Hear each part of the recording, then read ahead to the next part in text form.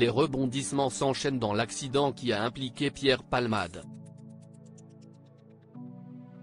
Pour rappel, le véhicule conduit par le comédien se serait déporté sur la voie de gauche. Ainsi, il est entré en collision avec une voiture qui arrivait en sens inverse. Résultat, 3 victimes sont grièvement blessées. Par contre, les 2 passagers de l'humoriste de 54 ans ont réussi à prendre la fuite. Maître Nathalie Fontenot, avocate de Mosineux, s'est exprimée sur son cas dans le live Toussaint sur BFM TV. L'occasion pour elle de clamer l'innocence de son client. Pierre Palmade @docteur Il n'a pas fui ses responsabilités. Les séquelles sont lourdes pour les 3 occupants de la Renault Mégane. La jeune femme enceinte de 7 mois a perdu son bébé.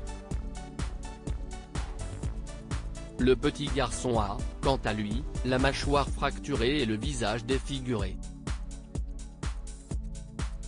De son côté, son père a été plongé dans un coma artificiel. Aux dernières nouvelles, son pronostic vital est encore engagé et il sera handicapé à 80%.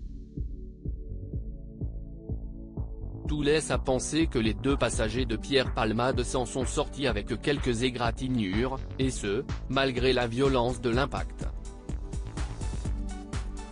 En effet, ils se sont extirpés de la voiture après l'accident, laissant sur place l'humoriste et les 3 occupants de l'autre véhicule. Aux yeux de la loi, il pourrait s'agir d'une non-assistance à personne en danger. L'avocate de Mosineux a cependant une toute autre version des faits. Maître Nathalie Fontenot a notamment expliqué que son client ne paraît pas le plus qualifié pour prodiguer les premiers soins. Par ailleurs, il n'a fait que suivre le second passager qui lui a demandé de quitter les lieux.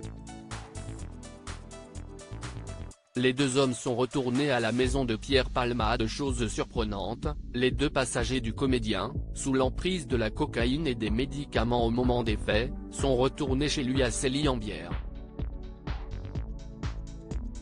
À en croire les propos de maître Nathalie Fontenot, ils y ont récupéré leurs affaires. Du coup, ils n'auraient pas fait le ménage au domicile de l'acolyte de Muriel Robin avant la perquisition.